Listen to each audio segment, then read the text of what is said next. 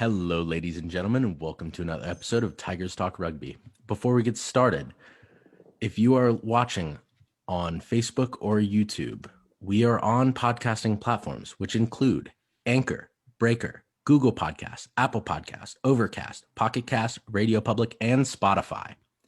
So with that, I'm Ethan Richards. I'm Beckett Rice. And I'm CJ Bagel. And today we have the most special of all guests, the resident English rugby expert, Harry Robinson. Thanks, guys. How's it going? Pretty well. I'm slightly insulted by the fact that you called him the English rugby expert, but it's fine. It's fine. Yeah, I was going to go with starting Clemson lock, but I like that one better. Yeah, you could get a shot in on me. That's why. Either one works for me. I like them both. I mean, I'm sure you do. Hidden under that Southern accent, though, you are like a naturalized citizen. So 100%. Yeah. So I am not. Yeah. He's just waiting for Eddie Jones to call him up. Yeah. Hey, I have my cell phone at the ready at all times during the Six Nations. During the Autumn Nations, I was ready for the call up. I had, feeling fit, feeling ready. Just had my jersey ready to go. I was just waiting for the call up. I love it. Don't worry, Eddie. I'll bring my own jersey. It's fine. Yeah.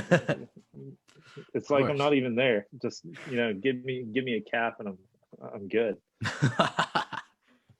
I love it. So, if you haven't gotten a hint, we are doing the Six Nations, which is why we're talking to England Rugby and why we have Harry with us.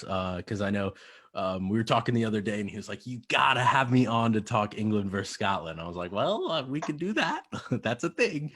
So that's one of the games this weekend. So we have England, Scotland, Italy, France, and Wales, Ireland. So let's start with England, Scotland.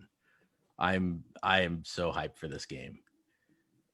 Yeah, I am. I mean, England, Scotland is the oldest rugby game in the world, 150 years, first international game for the Calcutta Cup. So, it's got some nostalgia behind it for sure. Yeah, it's got some strength. And last year's was a messy game. So, yeah, I cannot wait to see what happens this year. I think it'll be hopefully not as messy, but entertaining nonetheless. You boys ready for the first hot take of this one? Oh gosh. Ooh. Scotland is winning this one. I'm Scotland's gonna pulling away disagree. with the W. Yeesh. Why? Why I do you wanna say hear that? some reasoning. So, obviously, we've got the Gray brothers coming back. Both Okay. Johnny and Richie are in the same squad for the first time in who knows freaking how long. It's been a while. There's some solid boys right there. And to be honest, like Richie's pretty good at tackling. So that I'm just gonna say that. Just tackling? He's not good at anything else. I could No, make he's that definitely argument not. for Definitely every- not. I can make that argument for every forward in the England pack, and then some. But here's the thing. Do it as well. Here's the thing. Every single forward in the England pack is not gonna be in the he's not gonna be in the squad for Saturday. That's But- true. Who's out? Vunapola's Dude, out. Sinkler's Vunipola. out. Marler's out. Underhill's out. Am I missing anybody? Launchbury. Launchbury's Launchbury's out. out. Yeah. Okay. Well, They have Mako Vunipola or They have Billy. Billy. Maritoje's cousin Beno Obano coming in to replace the prop. So yeah. they're good. Okay. Beno Obano, I've seen him play like on TV. Absolute powerhouse. Underhill, yeah, he's gone. That's but gonna hurt. That will hurt. That hurts. But I'm looking at the roster right now. We have Harry Williams coming. He's a powerhouse. Great hair, by the way. Phenomenal. Courtney Laws is back in the England Laws. squad. Which Yes, Courtney yes. Law's like, although it's not the Courtney Laws that we saw years ago, like, but No. it's still Courtney Solid Laws. player though. He's so like technically sound around the breakdown, around contact area, everything. It's ridiculous. And we have Tom Curry and the baby Rhino Ellis Genge. Don't forget Jack Willis. Oh, and Jack Willis. So Yeah, I just don't think. I think if you want to talk tackling, like I think England wins. Like Yeah. probably 14 out of 15 starters. Yeah. But see, I can see, Scotland's not gonna. They're not a pushover at all. I No. mean, No. they got the Gray brothers, and you also got Hamish Watson, who's just I was gonna say like Oh, Hamish Watson is a ridiculous. monster. Yeah, he's gonna bounce Ridiculous. off boys.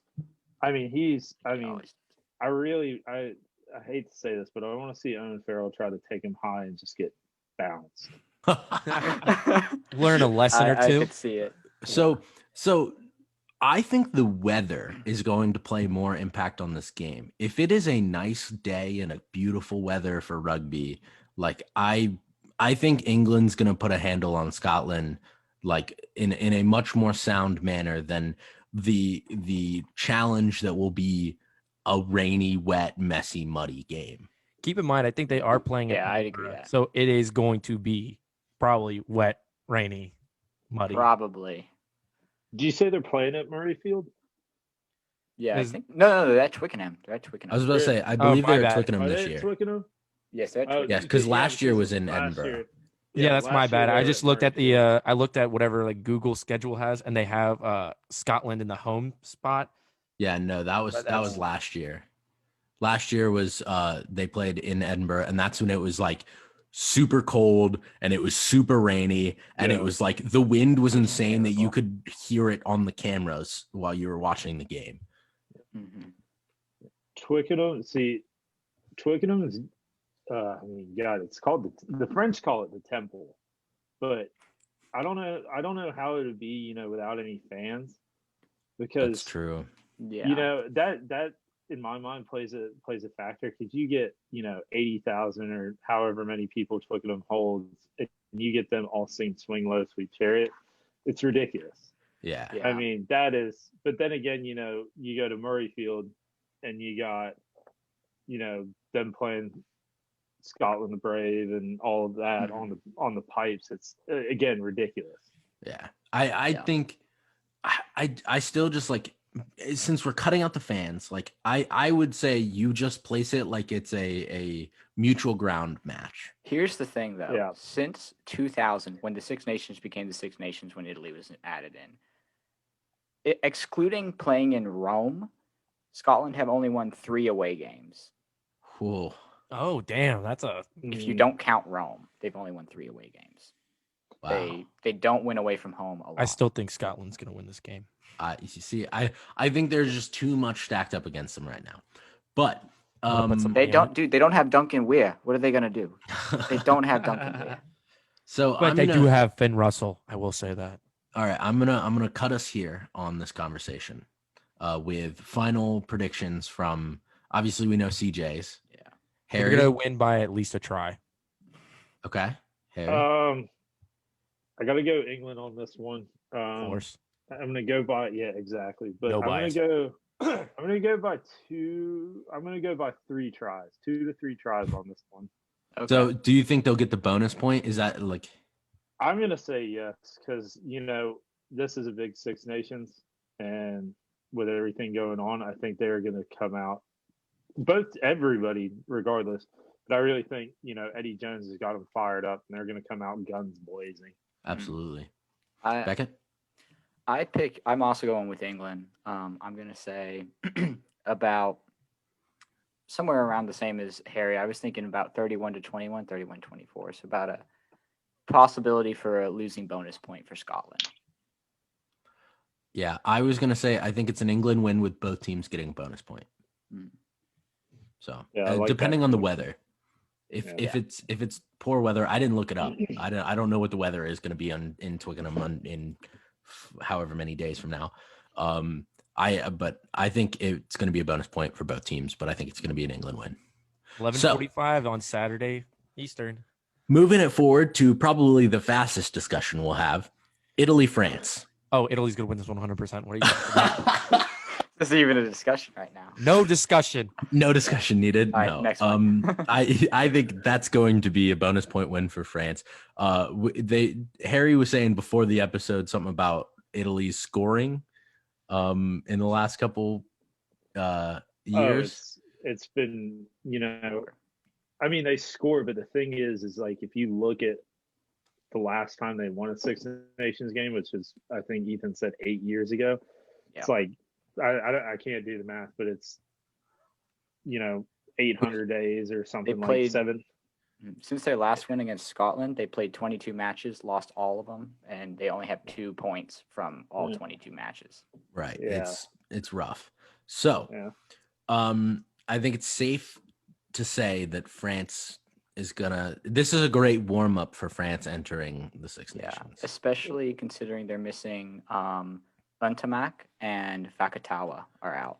Yeah, I was about to say, I think Ntamak being missing is the biggest hit on France because I think although he's no like super shining star player where like it feels like his impact is insane on the field, I just think he's got a great like calm attitude, sturdy control method to his play that like leads France very well in the back line.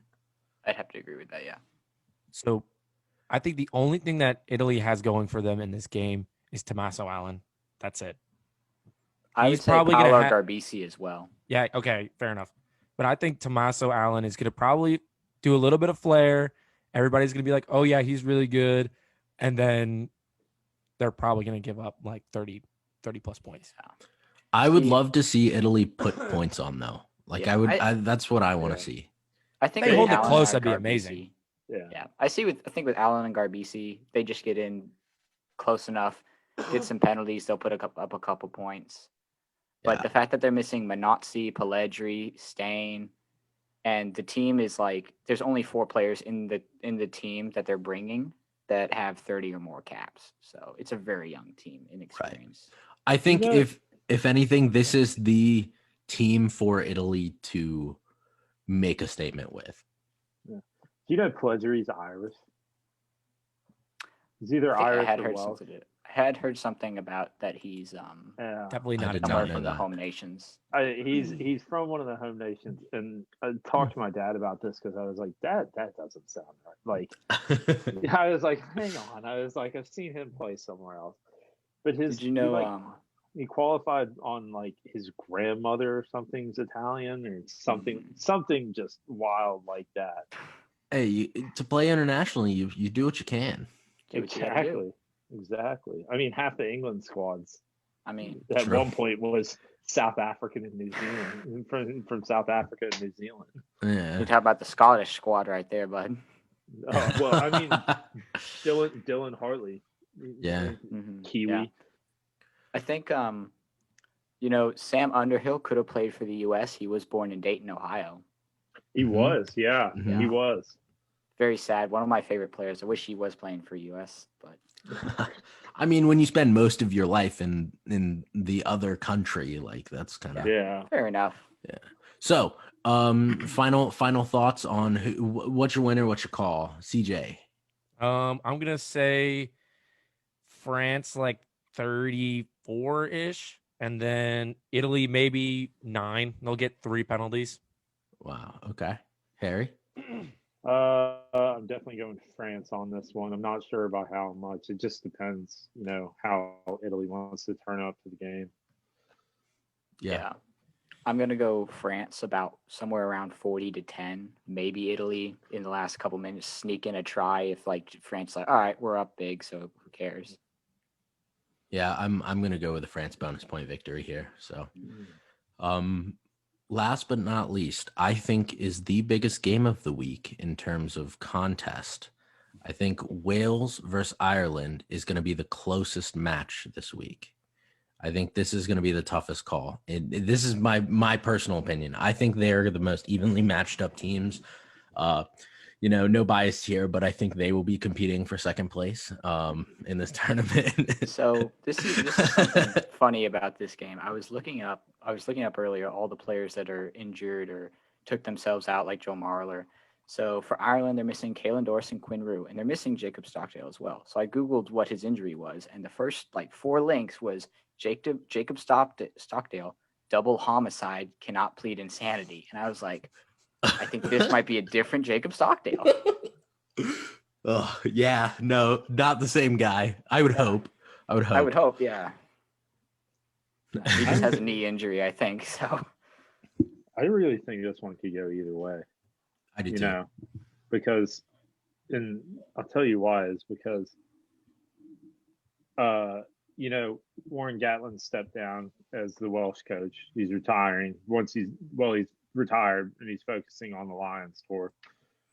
And they can't get used to I can't remember the new coach's name, but they haven't got he's switched everything up and he's Yeah. trying, he's trying to put his own mark down, which is Right. understandable. I mean, that takes And time though. So yeah, it takes time, but I mean, if you look at the squad they have, I mean, Alwyn Jones, Ken Owens, who else? Justin Tipperick, Aaron Wainwright, Josh Nabidi. it's stacked. It is. I mean, It's it's very I solid mean, team. like, yeah, George North, George Dan North. Williams. Oh, I was Josh thinking Adams is Ford. out though. Yeah, Dan Yeah. Bigger. I mean, CJ, Jonathan I know Davis. you have a pretty big opinion on this game when it comes to the Irish side. Oh, I mean, I do have like a bias towards the Irish side for this one, just because I prefer them in this game because I don't like Wales whatsoever. But this is honestly going to be a close game. Like we were talking about, the changing in coaching is definitely going to hurt Wales a little bit. I'm not entirely sure how much training they've been doing outside of their own Pro 14 whatever teams and clubs, but I know Ireland kind of came late to the game when it came to training camp for Six Nations because they only just started training camp last Saturday. So Right. a lot of these guys are coming off of the first couple weeks of a Pro 14 schedule, and they're now like going into things. So either they're going to have no ring rust whatsoever and then just be flying around the pitch, or like they have no idea what they're doing together. Right. I think, well, looking at this game, it's really good for. I kind of side a little bit more with Wales and Ireland, although I also like Ireland. But losing both teams, Wales only really are missing Josh Adams because he broke the COVID guide rules, so he's suspended for the first two games. And now Right. they had Owens and Navidi back who were hurt. Whereas Ireland, they're missing Furlong just came back. They're missing Stockdale, Rue, Doris. And like you guys have been saying about the Wayne Pivac, the head coach for Wales, it is a new system. But now that I feel like they've had a year under their belt, they're gonna do better this tournament. Not what they used to do with the Grand Slams, but better. I'd still probably take Ireland by just a little bit over them though. I'm looking at I'm looking at the Ireland squad right now, and they have a 36-man squad compared to England's got 26 or 28 or something like that. Wales, I think, might have 36 as well. Someone has 32, but they have Tad Furlong, Cian Healy, Peter Imani. Who else is on here? Quinn Rue, Stander. CJ Stander, Van der CJ Fleer. Standard, Van der Fleer, he Sexton. Right. It's a Chris great Farrell, roster. Like Robbie they've got a Henshaw. lot of great players. Yeah. They The both question did. is how will they be coming off of the beginning of the first few weeks of this Pro 14 and transferring into this team that's only practiced together for roughly a week and a half at this point as a cumulative whole going into the Six Nations. I mean, nothing. That's the thing. No squad's been announced. No starting 15's Right. been announced yet. So, Which is huge because for those who don't know, we're recording this on Wednesday night and games are 3 days from now. Yeah. So it's the fact that there is no roster out is like a question of like, so if it doesn't drop tomorrow, then like how close are they going to be calling this? Yeah. That's the thing. I see them probably be dropped Friday, I think, maybe. Yeah. I mean, so if you think about it, Monday through, let's say Thursday, Monday through Thursday, they're doing their regular trainings, weight sessions, recovery sessions, whatever it may be. Thursday, that's when, coaches will start dropping players for, whether they want them in the reserves, first 15, they'll be, Right. figuring it out. Friday, they have to have a set team. But the thing, both Wales and Ireland both have incredible amount of depth on both sides. So really, Andy Farrell could go with just about anybody. It just depends, who he thinks is going to mix well, be able to get the job done on Saturday. Right. So I'm going to cut this conversation here and say, CJ, who do you have winning this game? And what do you think the impacts on the table is going to be? Ooh, the impacts on the table is going to be a tough one. But I'm going to say Ireland, maybe 12. It's going to be a really low scoring game, I think, because both teams are kind of good at defense, let's be honest. Just a little bit, and maybe, this one's tough. Wales, so I would say Ireland 12, Wales 10. And I think the biggest thing that's going to sway is going to be Jonathan Sexton versus if Dan Bigger's going to be there, and probably Dan Bigger's going to be at the 10. I like that. I like that thought. Harry? I'm going to get crucified for saying this if my dad ever watches this, but if you dare say Wales. I'm going to go Wales. I'm going to go Wales over Ireland. I'm not too sure what the score line is going to be. I think it's going to be close, but I'm going to have to say Wales on this one. Wow. Beckett? So I was actually, while CJ was talking, I was thinking about it deeper, and I had originally said I thought Ireland was going to win by about 3 points, somewhere around 20-17, somewhere around there. But I think I'm going to take Wales as well. Just feel like the players they're missing are a bigger impact. The fact that they haven't had a long training session, like we said, preseason camp, I think it's just going to affect them a little bit more, and Wales are going to come out on top on this one, but just barely. It'll be real close. I'm gonna have to agree with CJ.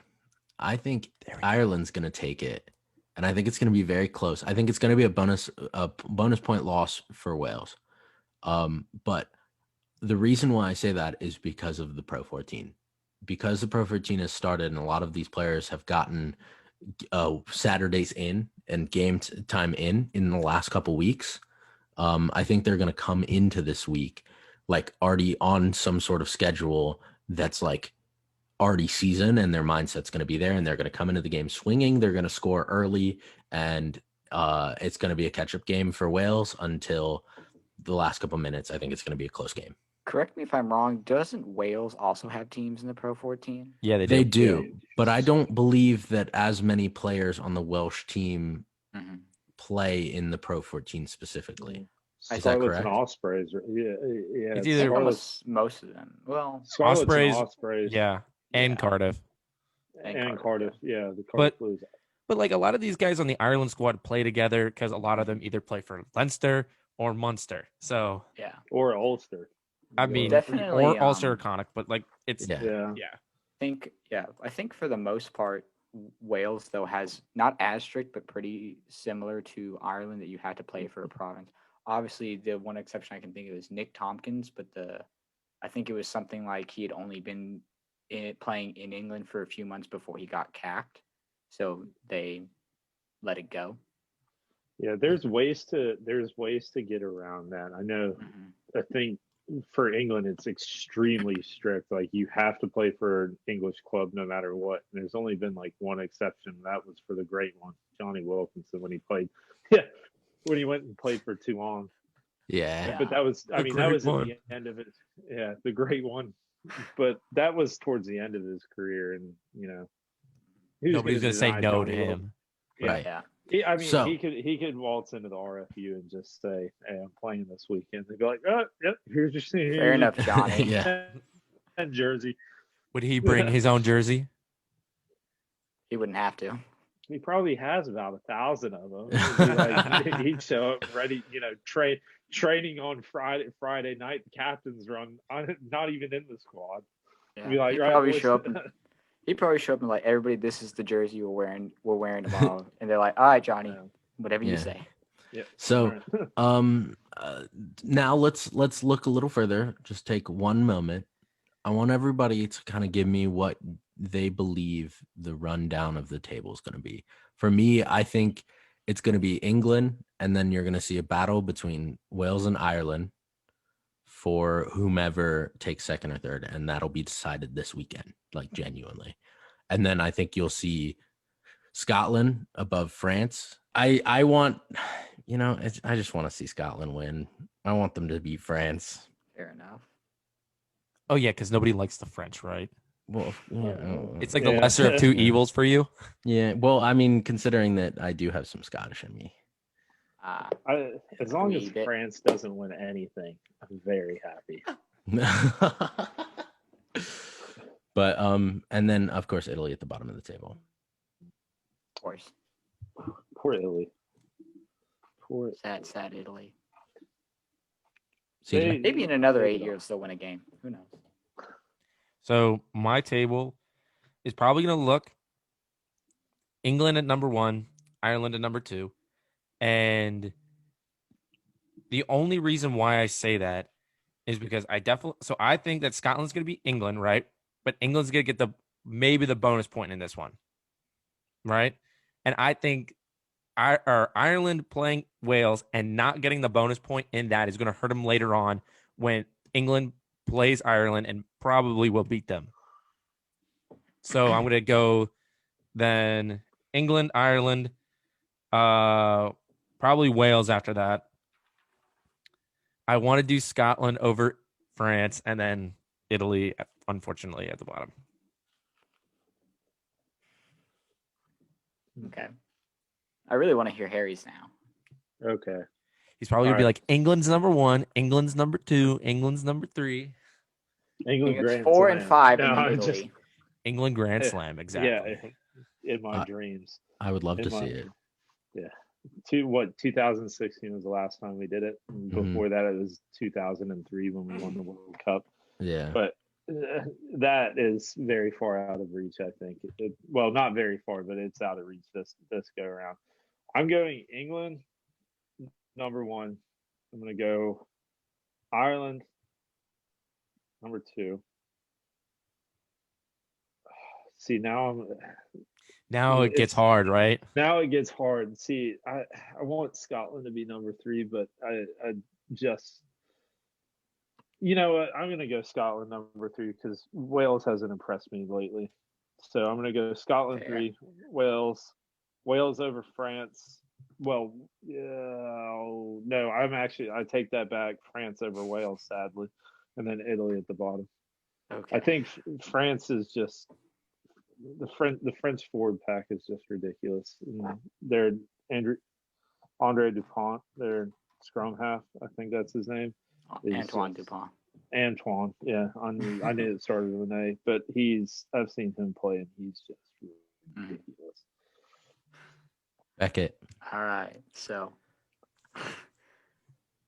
I'm actually going to do mine in reverse order. So just to surprise you a little bit. So Surprise us with what?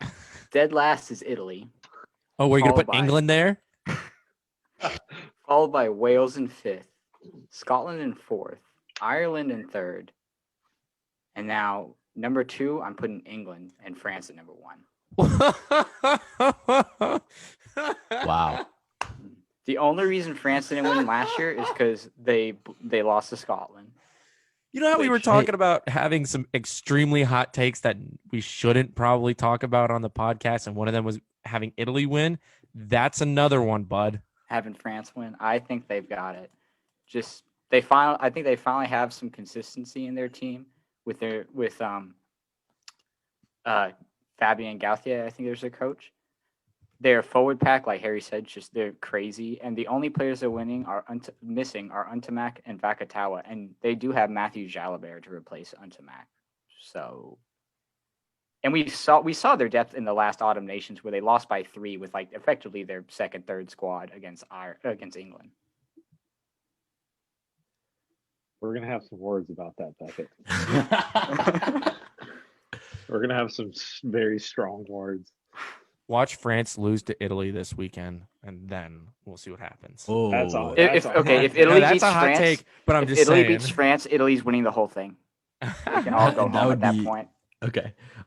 Beckett, I'm impressed that you were bold enough to put that on recording. Yeah, now everybody knows that was a very bold and dumb dumb prediction, That's a bud. bold move, Cotton. and I will purchase you a France jersey if France wins the Six Nations this year. Okay. Yeah, I We will get to buy pick you the a winner. France jersey. If Italy wins, I will also buy you every single Italian jersey, and I'll give you shorts, socks, and hats and That's everything like fair. that too. Do you mean this weekend or the Six Nations? Oh no! If they win this weekend, I don't know what I'm gonna do. I'll probably just make them an Italian dinner instead. That's I fine. like it. I will be Awesome. judging you very hard. I lived in Italy for 2 years. Awesome. Well, Harry, thanks for joining us tonight. Yeah, no problem, guys. Thanks for having me on. We'll see how this weekend plays out, and someone might be spending some money. Yeah. Perhaps. Maybe we'll have you on next week to get your reaction from this week. Yeah. Hey, I I'm just, happy to help out. France winning it all, like buying Beckett a France jersey just gives me, or putting that on the line just makes me more avid in If- rooting against France. If England win, So- I'll buy you an English jersey. Oh because no, you you made shouldn't a have bet done with that me. one. Deal. Wait, hang on. Whoa. Hang on. What about me? I want that deal. Well, Ethan has made the bet with me, so Right. So this is just this is the return on my investment. Well, what happens if France wins this weekend? Will you make me a French dinner? Exactly. fair enough, I guess. Fair enough. Okay, that's fine. I'm just gonna. Maybe Escargot, you better start learning please. how to cook escargot. So Yeah, awesome. escargot Well, and some frog legs. I'll just make you French toast. It's all right. Yeah, I'll take it. well, thanks everybody for joining us, and thanks for listening. If you want to go support us, we will be attaching a link to this video above. If you're on Facebook or YouTube, it is on Anchor, and it can be a $1 donation, $5, $10 a month. Every dollar counts. It helped us get these amazing new mics. Yeah, So, these brand new mics, so Yeah. we actually have decent sound quality. So Yep. awesome. Well, thank you for joining us, and CJ. Okay, so everybody definitely has to watch rugby this weekend because we got Italy France is at 9:15 a.m. Eastern, and that'll be on NBC Sports. England Scotland at 11:45 Eastern, again on NBC Sports, and those both are on Saturday. And then Sunday Wales Ireland at 10 a.m. Eastern, and that'll be on NBC Sports as well. So there's plenty of rugby to watch for people.